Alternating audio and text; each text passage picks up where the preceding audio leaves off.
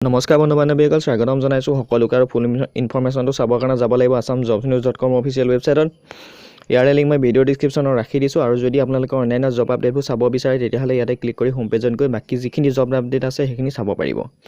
আৰু এইটো আহিছে আপোনালোকৰ আছাম ষ্টেট ট্ৰেন্সপৰ্ট কৰ্প'ৰেশ্যনৰ ফালৰ পৰা, অৰ্থাৎ ASTC ফালৰ পৰা আহিছে, পৰিবহণ বিভাগ।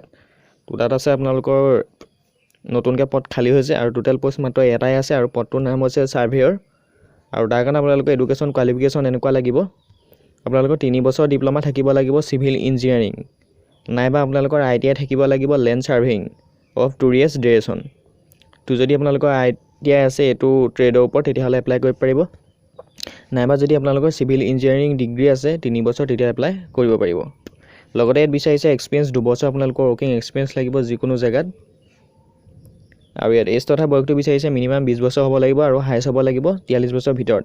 ST SC OBC MOBC প্ৰাৰ্থীৰ কাৰণে ৰিলেক্সেশ্যন আছে। দৰমহা দিব আপোনালোকক 12,000 টকা প্ৰতি মাহে আৰু এইটো কণ্টেক্সুৱেল বেচিছ হয়, আপোনালোকক 12 মাহৰ বা 11 মাহৰ কাৰণে ল'ব। হাউ টু এপ্লাই কৰিবৰ কাৰণে এখন আপোনালোকে ষ্টেণ্ডাৰ্ড ফৰ্ম ল'ব লাগিব।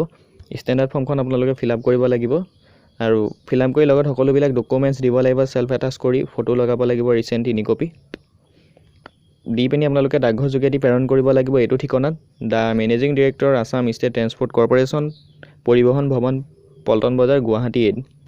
লাষ্ট ডেট হৈছে 31 জুলাই, তাৰ আগতে আপোনালোকে পঠাব লাগিব।